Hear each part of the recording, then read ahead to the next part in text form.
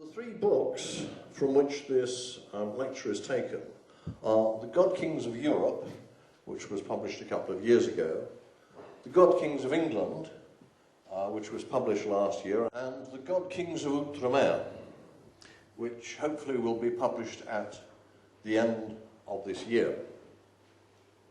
Outremer, which simply is sort of old French for overseas, was the name by which the Western knights called Palestine. And what I'm going to be looking at is the origins, the dynasties, and why they opposed the Roman Church. This is the front of the God-Kings of Europe, and it's about the descendants of not only Jesus but the Odinic line and how they intermarried and what they did. This, the God-Kings of England, is a little later. This is the Norman or the Norsemen invasions of Normandy and England. One of the things that I stress throughout all the books that I've written is chronology. Unless we understand the order in which things happened, it is very difficult to understand why those things happened. The first date is the year 895, when a Viking force under Rus, or Rollo as he was sometimes known, or Rolf the Ganger, and a guy called Ragnar Gormson invaded northern France. In 918, Rollo was created Count of Rouen. Now, a lot of the books that you read, Rollo becomes Duke of Normandy. He did not become Duke of Normandy, okay? He became Count of Rouen. The problem is that people have mistranslated Dux Northmanorum as Duke of Normandy. Dux Northmanorum means leader of the Northmen. It does not mean Duke of Normandy. And Ragnar Gormson becomes Count of Exmay. And if you know where Exmay is, that is in Basse Normandy or Lower Normandy. Rollo was created Count of Rouen and Ragnar Count of Exmays, which, if you know where Exmay is, it is in Basse Normandy or Lower Normandy. Rollo's grandson becomes Count of Normandy. Now, they are still not Dukes of Normandy. And by the way, they created themselves Dukes of Normandy. They weren't granted that title. And Ragnar's grandson becomes Viscount of Hismois, which is the whole of Lower Normandy. In 1061, Count Roger de Hauteville invades Sicily. In 1066, Duke William of Normandy, and now we are dukes, invades England. In 1097, Duke Robert of Normandy and the Hautevilles lead an expedition to conquer Jerusalem. What have all these dates in common? To determine this, we must go back 2,000 years, to 1100 BC and to Babylon. In 1157 BC, the Kassite dynasty of Babylon was replaced by the second Isin dynasty. The Kassite dynasty had ruled Babylon for some 500 years. It was ended by the hand of Marduk. Now, Marduk was the god of Babylon, if you like, and he was a subsidiary to An or Enlil, but he at this point was the god of Babylon, or the god of a particular city in point of fact. Now, the whole point about Babylonian religious system at this point was that the god was responsible for everything. If you were in the favour of the god, you could remain as king, and you would have children. God gave you the children. If you won a battle because God was with you. If you lost a battle, it's because God had withdrawn his favour. But he was also responsible for your well-being. So, if there was disease, then he had withdrawn his favour. And the hand of Marduk was a hemorrhagic plague. A hemorrhagic plague is basically where it is, first of all, carried from person to person, and you get boils, you get emissions of blood, etc. That is a hemorrhagic plague, and it goes from person to person. It so happens that this has become very interesting recently, because they have discovered that the Black Death was in fact not a bubonic plague, it was a hemorrhagic plague. And this has been brought out in a number of academic reviews, and this is why. The people had to leave Babylon because God was no longer with them.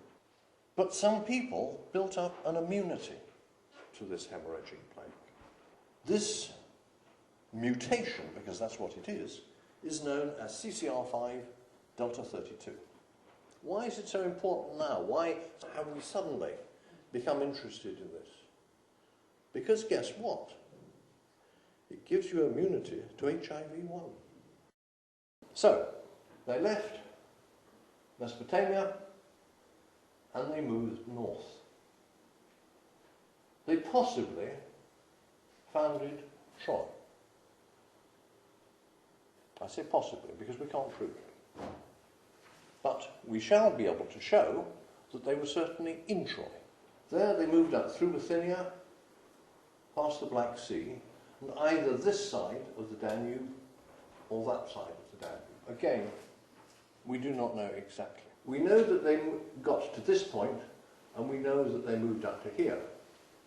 And we know that they finished up here in Ostra and Vestra Gotland, and this little island of Gotland, and then over here to Iceland. We can trace their migration from 4 sources. The Icelandic Saga in Hludjo says, Beora gumna gopam signapia. It means Sumerian. There's a translation. Those Sumerians were blessed by the gods. Why? Because they were immune to the plague. They were very blessed. We can show it further. The Newton Stone, where they settled for a while. That's now in the Aberdeen University. They were known at this point as the Kassai. From the Kassite dynasty, they were called the Kassai. And the greatest number of CCR5 Delta 32 mutations has shown up in Scandinavia, southern Scandinavia, and particularly Iceland. So we can trace their migration by this mutation and where it occurs, because there's hardly any of it in southern Europe. And the Vikings seeded this mutation throughout Normandy and England. As they raked their way across Europe, the offspring of these rapes became immune as well. In Scandinavia, they became known as the Goths. Goth is the plural of Gotha in Hundenic, which is the language, the Danish language of the Orkneys, and it literally means gods. They'd been god-kings of Babylon. They brought all this wonderful technology, all this science with them. They had wheeled chariots. They had lots of things. So obviously, they were gods to the local inhabitants.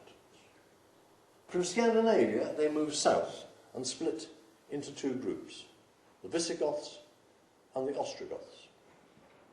We are concerned here, for the time being, only with the Visigoths. And with the first of their kings for whom we have a name. He's known as Rus the Violgyot.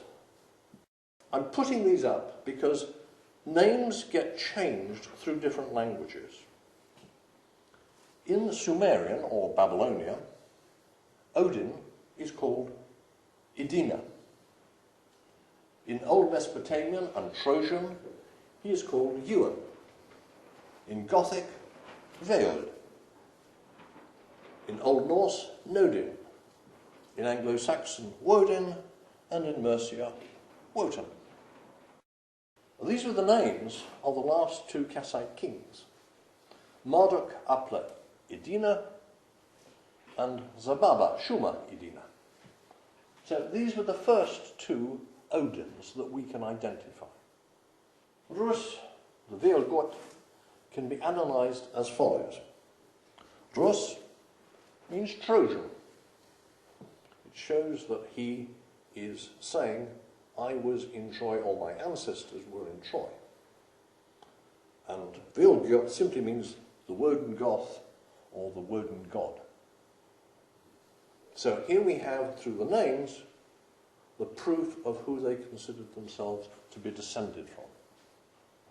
This is a genealogy of the descent from Rus. You'll find this in both my books, The God-Kings of Europe and The God-Kings of England. Rus's son was called Chatarik, or Athnarik, Utlag, and they had a son called Vermund, known as Vermund Vitre, or Vermund the Wise, also called Farmund. And they had a son called Uffa, who became known afterwards as Ataulf. And Ataulf, of course, was one of the two kings of the Visigoths who conquered Rome. But Ataulf was a name he was given later, because Ataulf simply means the ancestor Ulf. All right?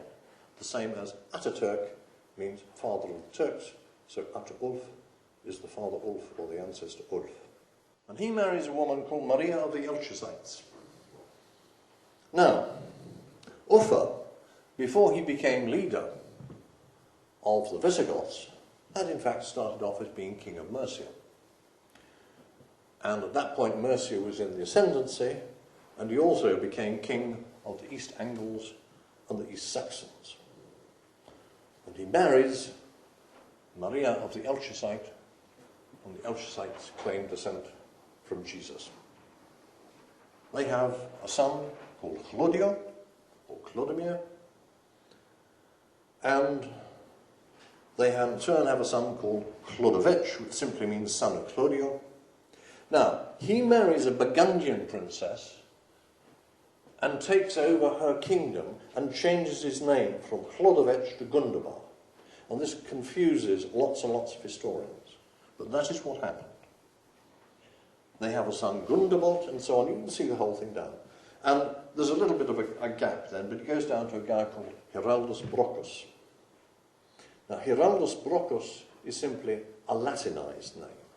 His name in Norse would have been Harald Hethoptan, or Harold of the Long Tooth. And as you can see, from this line descends Rus, Rollo, Rolfganger, and William, Duke of Normandy. Notice the name of the father of Rollo. Not Rongvald the mighty Jarl of Mure, which some people claim, namely after Snorri Sturluson.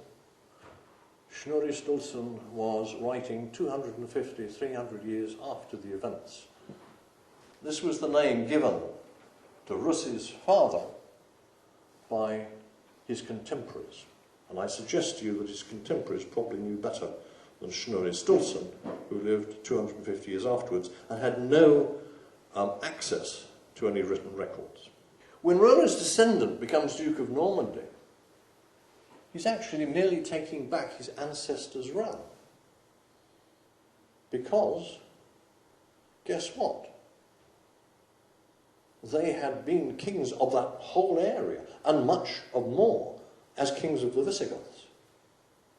And when William becomes king of England, he's merely taking back his ancestors' kingdoms of Mercia, East Anglia, and East Saxons.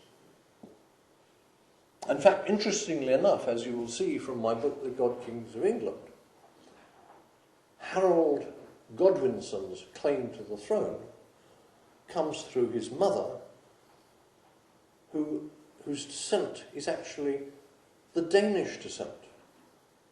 That's where he gets his claim from. While as William's comes through the Mercian, Anglian descent, and through his wife, who was a descendant of Alfred the Great. So when we start talking about who had rights to thrones, we need to be a bit careful. There is a politically correct idea that Anglo-Saxons equal English. They didn't. There wasn't such a thing as the English until Henry II. Up to that point, it would be more correct to call them Anglo-Scandinavians. This is the complete bloodline. Now, every single one of these has at least two original sources. You start off with the first three or four, and you are using something like Vita Sancta Sama or the Orations of Themesticus. And then later on you go on to the Chronicles of Fredegar and Worcester and so on. So each of these has two independent sources for the genealogy. If you are used to the genealogy of Lawrence Gardner, you will find it is totally different.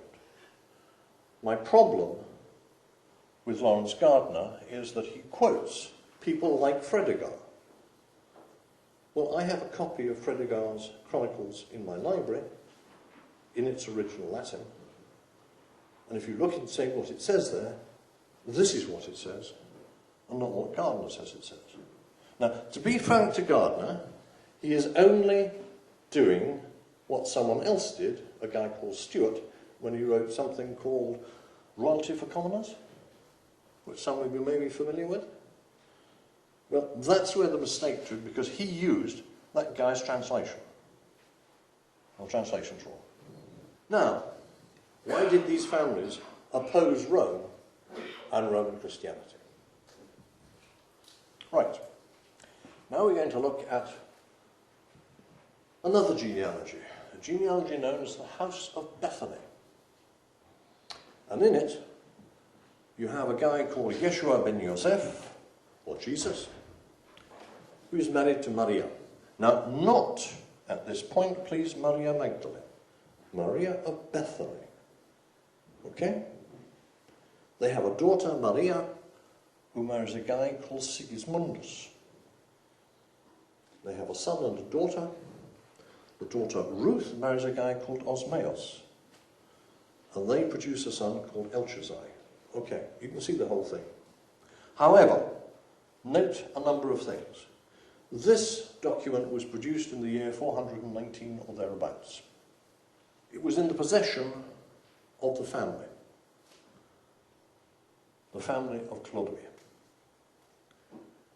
Now, there are a number of things to notice. First of all, Sigismundus. It took me ages and ages and ages to work out who he was. He had another name, Saul, later on called Saint Paul. Surprise, surprise. Why Sigismundus? Two words, Cygnus and Mundus, a sign to the world. Okay? By this time, by the time this had happened, 419, they were under attack from Rome. They had to put in coded names. Osmaeus. Osmaeus means mine, my truth.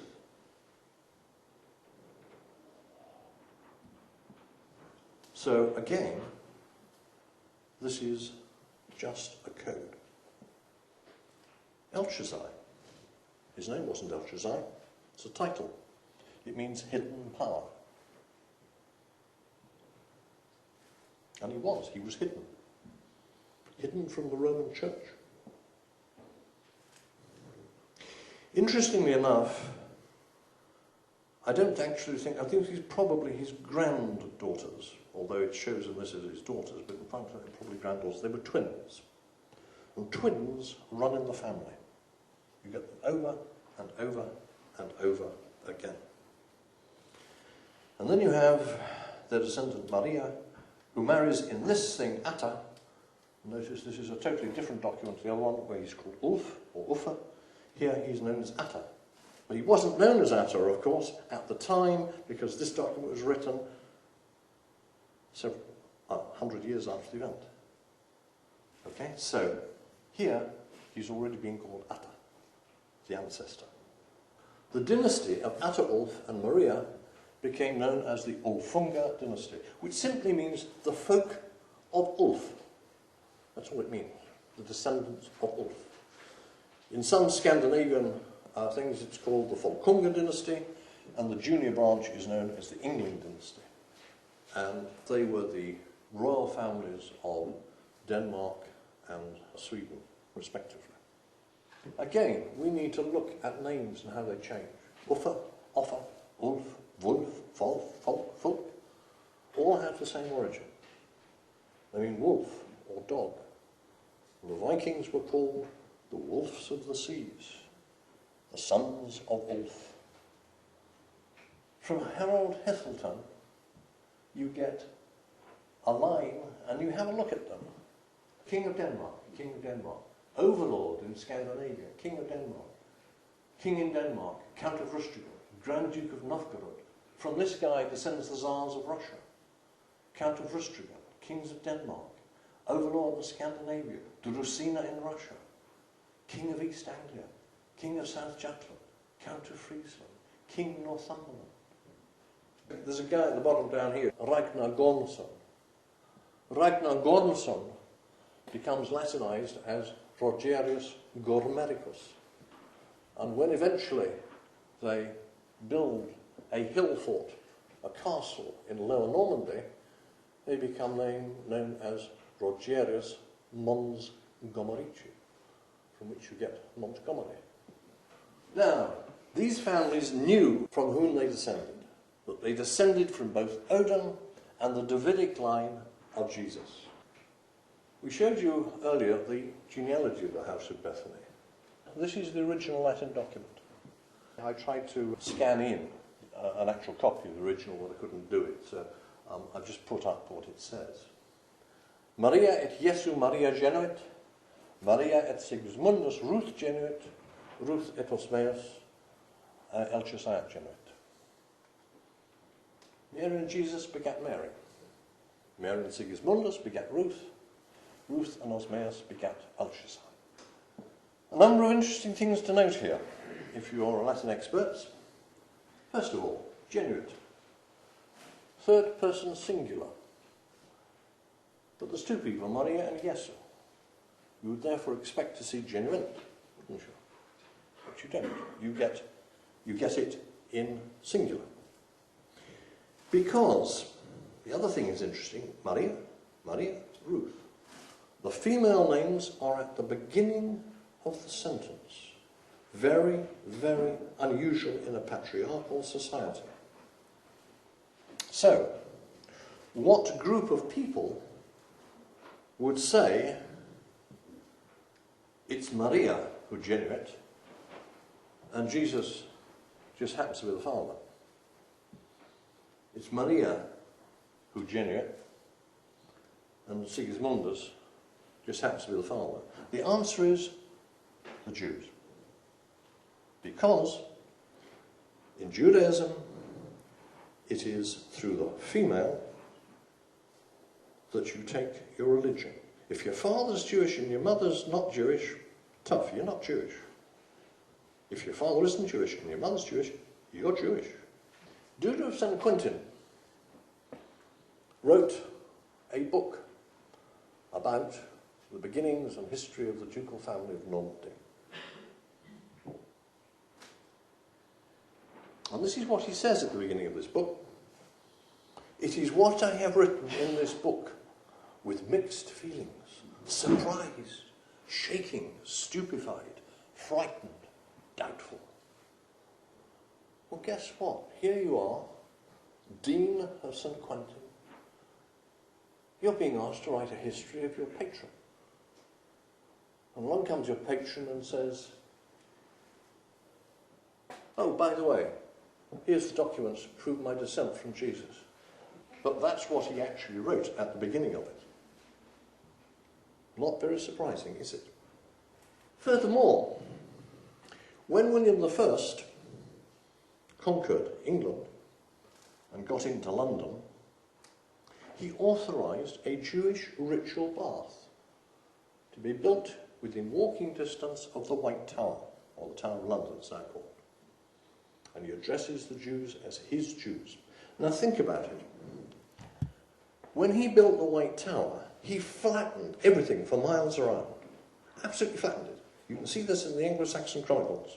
They say quite clearly, you know, and the people had their houses flattened to the ground and so on, because he could have nothing within bowshot distance of his White Tower. And yet a Jewish ritual bath would have stuck out like a sore thumb. Here's a picture of it. And that was begun in December 1066. It's under Milk Street. You can see the steps leading down into the bath itself. In 308, Constantine is declared imperator by his troops.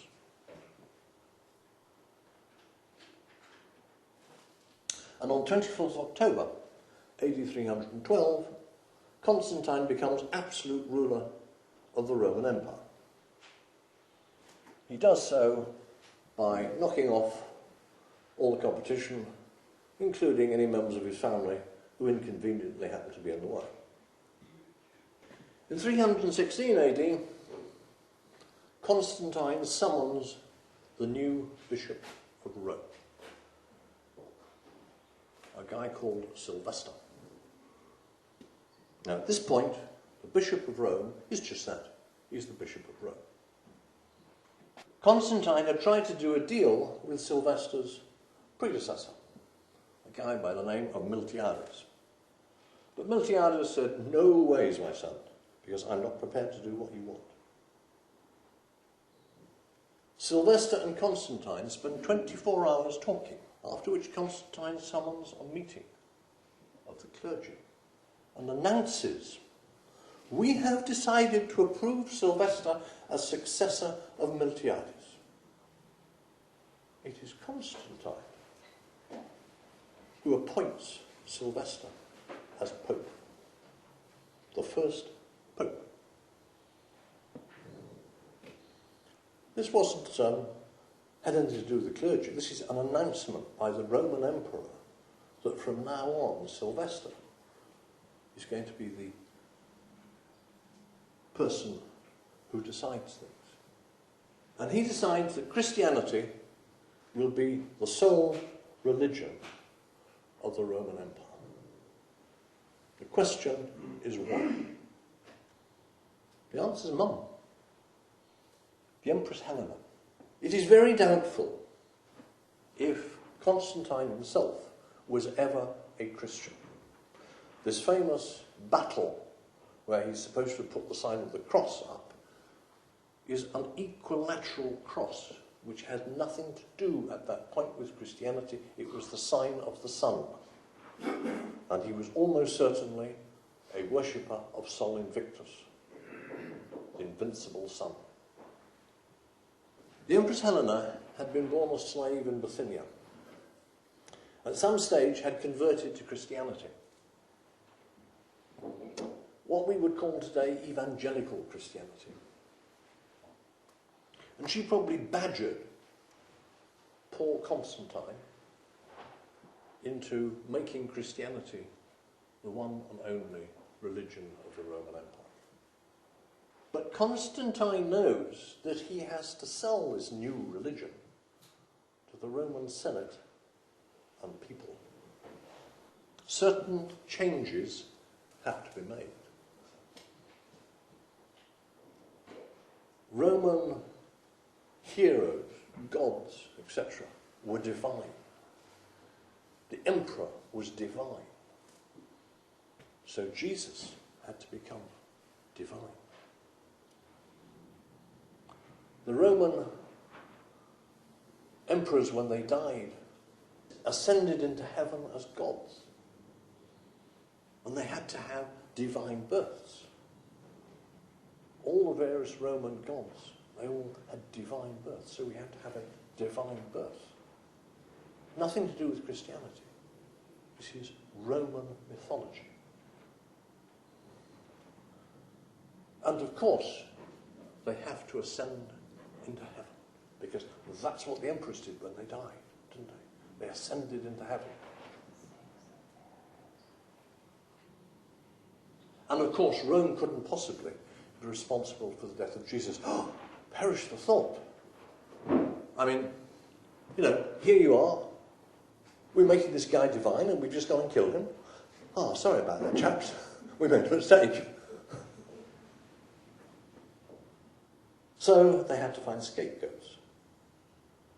Well, the Jews didn't accept Jesus as the Messiah, did they? Right. There's the guys. And anyway, they keep on rebelling against us. They're a darn nuisance. Let's have a real good go at them and we'll make them the scapegoats. They're responsible for Jesus' death. In AD 318, Sylvester summons the Dispersinai, the family of the Lord. There were 8 leaders of the family, one from each of the branches. And we know their names, because it's recorded by Eusebius. Zacharias, Joseph, John, Jacob, Joses, Simeon, Mattathias, and Joshua. And Sylvester actually says one of them had the visage of the Lord. In other words, he was his direct descendant. And the Jesuits actually wrote this down many years later, which is where I got it from. They were led by the Patriarch Jacob, the Judaic Christian Bishop of Jerusalem. At this point, Jerusalem was the major head bishopric. The family, the Dispersinai, had 4 and eventually 5 family bishoprics. The top one was Jerusalem, where always the most senior member of the family was installed. The next was Alexandria, then Antioch, and then Ephesus. Interestingly enough, Ephesus, the bishop, was usually female. But we don't have female bishops, do we? Diana of the Ephesians. It had to be female, because that's what had come in and gone on all this time. And later, Edessa became a family bishopric. Pontifex Maximus means high priest. Have you ever seen the papal document? Ego Pontifex Maximus, I, the Supreme Pope. This has got nothing to do with Christianity. This was the old title of the high priests of Rome, the priests of Jupiter. Pontifex Maximus. And you'll see it across St. Peter's, right across the Lateran Palace. Pontifex Maximus. Rome is now declared the head bishopric. Tithes are to be paid to Rome, no longer to Jerusalem. What does this do? This takes money out of the Jerusalem church, puts it into Rome. Poverty is one of the ways by which you control people. They were to be stripped of authority. Up to this point, only those bishops who had the hands laid upon by James or by one of his descendants could become bishops. Now that is changed to Rome and the Pontifex Maximus. By what authority? By authority of the Roman Emperor, not authority of anyone else. The family of Jesus is to be written out of the canons, except as is necessary to provide the new creed. In 325 AD, Constantine summons the Council of Nicaea. And there are arguments. The arguments are all set out again by Eusebius. Divinity versus genealogy. Because the ante-Nicene fathers produced all the genealogies and said, excuse me, sir, if Jesus is divine, is his twin brother divine? Are his children divine? We don't want to hear that, says Athanasius, and he shouts them down. Your lies, it's not true. Where have we heard that before? It sounds a bit like Mugabe, doesn't it? Oh, whatever, yes. Arius suggests compromise. Jesus seems similar, but not identical to God. This became known afterwards as the Arian heresy, the non-divinity of Jesus, which you mentioned earlier. And of course, Athanasius, when he refused to accept Arius, and because Eusebius was actually an Arian, that's what he went along with anyway, he got Constantine to accept Arius and banish Athanasius, although eventually Athanasius wins. But as you quite rightly said, Constantine was baptized on his deathbed by an Arian bishop. Constantine gets fed up with these arguments and draws up a list of future beliefs.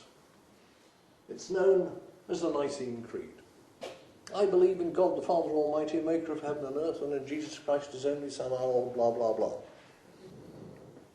Nothing to do with Christianity. Produced by the Roman bureaucracy. All books which do not reflect this are declared heretical and or non-canonical, and they're banned. They're destroyed if possible. Now, let's forget this for a moment and go on to something else. This is just to wake you up. Let's have a look at the conquest of southern Italy and Sicily, and the families concerned. Two of the main families which were to conquer southern Italy and Sicily were the family of Rainulf Dringot, who became Count of Aversa and later princes of Capua, and the Hauteville family, who became kings of Sicily. Dringot means warrior of the gods. Dring means young man or warrior, and got, of course, is the plural of Gotha, the warrior of the gods. And they descend from a brother of Roland. And the Hautevilles were also cousins to the ducal family of Normandy. This Keitel, also known as Ascald or Asakeitel, Ascletin. They're all simply different forms of the same name in slightly different languages. There's Roland, and here's his brother, Rainulf or Reinhard. He has a son, Ascletin, who has various sons, Osmond, Gilbert, Ascletin, and Rainulf. Notice we keep on getting these.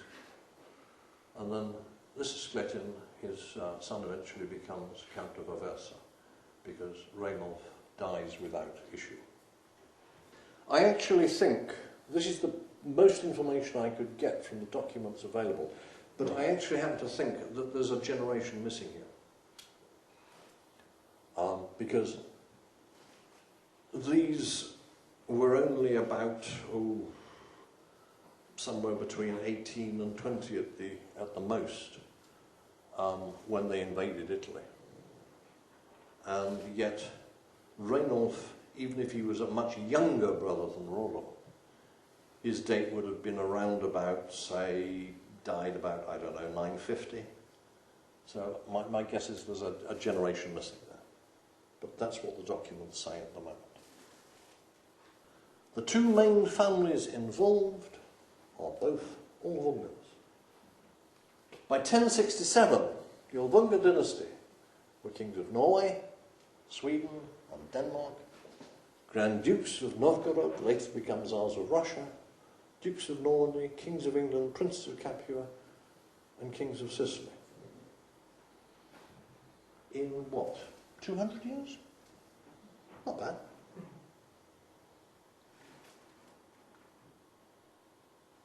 On the 14th of July 1099, the crusading army captures Jerusalem. Who led it? Robert, Duke of Normandy, Ulvungar. Bohemond of Taranto, Hauteville, Ulvungar. Raymond of Sonchines, Ulvungar. Godfrey and Baldwin of Boulogne, Ulvungar. Raymond of Toulouse, Ulvungar. Surprise, surprise. Now, I haven't put down here all the various genealogies, otherwise we've got genealogies coming out of our ears. But in the books that I've written, all these genealogies are set out, so as you can see. In 1119, Pope Callistus II was elected to the papal throne. Look at that. His great-grandfather had been Richard II, Duke of Normandy. Oh, wow. And guess what? 1119 happens to be the year in which the Knight Templars are supposed to be founded. Coincidence? I wonder. Right. Who was the king of Jerusalem in 1119? Baldwin II. Following on from Baldwin I. Previously Count of Edessa. Baldwin I had been Count of Edessa, becomes King of Jerusalem. Baldwin II becomes Count of Edessa, becomes King of Jerusalem.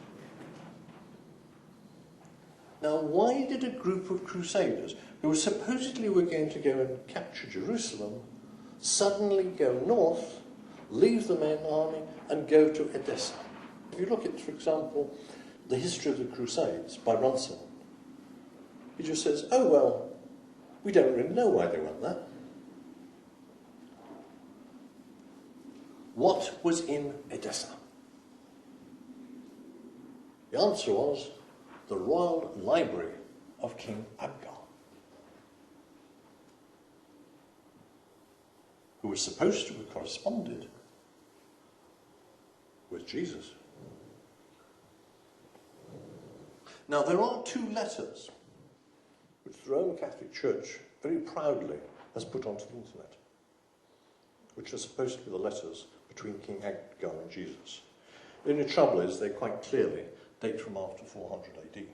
So they are not the original letters. But we happen to know, because they are mentioned as early as 200 AD, we know that those letters actually existed. The question is, what did they say? Now, this is a list of some of the non-canonical books of the New Testament, the Apocrypha. There's an awful lot of them. There's more actually there than there is in the New Testament.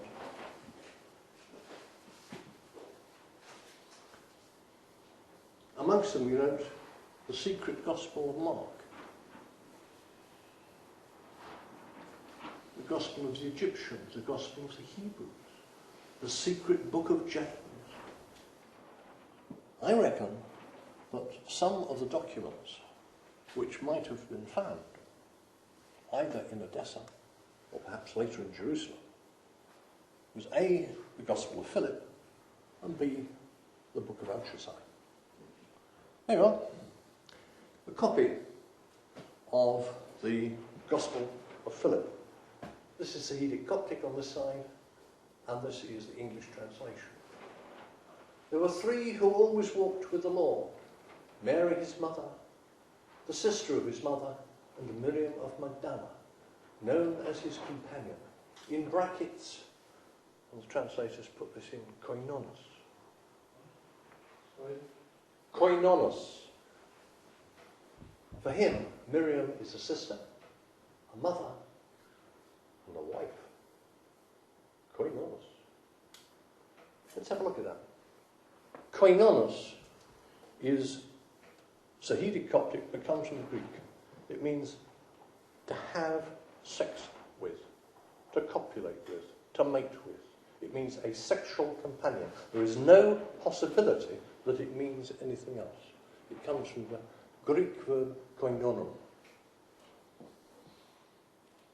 Now, you say, well, okay, it was Sahidic Coptic. Well, Sahidic Coptic is about 250 AD. Yes, true, but there are Greek fragments which have been dated to 75 AD. Older than any of the canonical Gospels. The Cathars descend from the Elchasites. In fact, the word Cathar comes from the word Catharoi, which was used to describe the Elchasites. And the Cathars had a book which stated quite bluntly that Jesus was not only married, but had two wives, one of whom was Mary Magdalene. Now, let's just go back a moment. Here, it says quite clearly, Miriam Magdala is known as his companion. Yes, she's called koinonos, but she is not referred to as the wife. Someone else is referred to as the wife. Not the same person. Who's the other one? Mary of Bethany.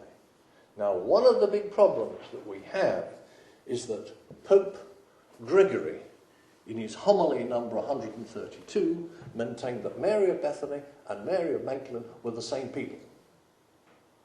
And in 1967, the Roman Catholic Church had to reverse that opinion because it was wrong, and because all the scholars knew it was wrong. They are two totally different people. The problem for the Church, and this is what they tried desperately to cover up, that Jesus was married to both of them. So, and the Cathars specifically have a book which says that Jesus was married twice. At one and the same time. But then, so was his father Joseph. Joseph was married to Mary, sometimes called the Virgin, and also to a woman called Hannah, or Channa, or Anna. We're getting this Anna in again. And Jesus had not only brothers, full brothers, but also half-brothers and sisters. I'm not going to put the whole thing up here because I'm trying to give you an overview of 3 books. Okay? So you're going to have to read the books to get the full picture. Such a document, if it could be shown to be authentic by the standards of the time, would have given the Ulvungars, and in particular the kings of Jerusalem, enormous power, even to the point where they could enforce the election of an Ulvungar Pope. And that, ladies and gentlemen, is precisely what they did. Pope Calixtus.